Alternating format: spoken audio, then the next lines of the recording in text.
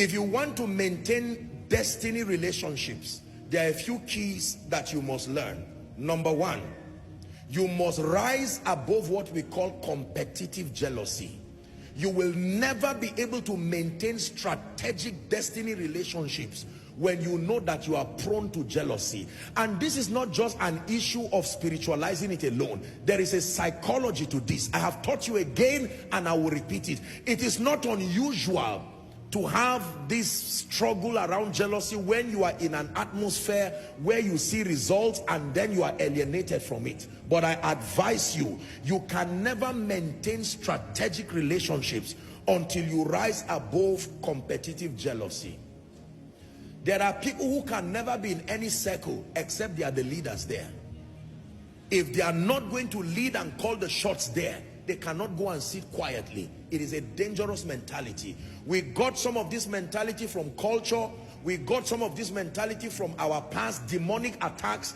This is why when we come to the house of God, we allow the washing of the water and by the word. Are we together now? Avoid competitive jealousy.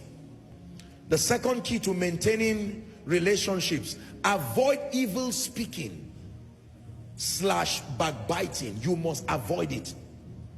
I'm teaching you this to empower you.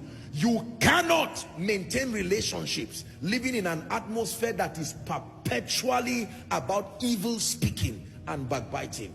Nobody will accommodate you under that pungent atmosphere. For some of you, this is why nobody wants to come around your life. There is nothing else to say except to gossip. There is nothing else to say except to backbite. You see, I think it was Dr. Miles Monroe who said, losers talk about people.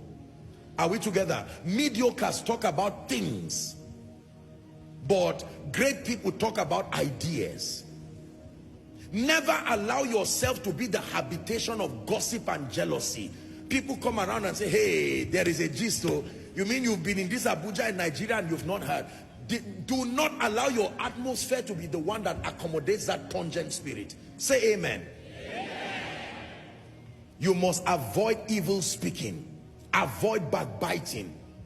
Some of you will talk about everybody, and when there is nobody, you will talk about yourself because you just have to say something.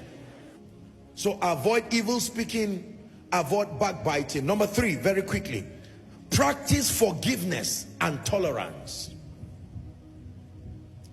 Practice forgiveness and tolerance.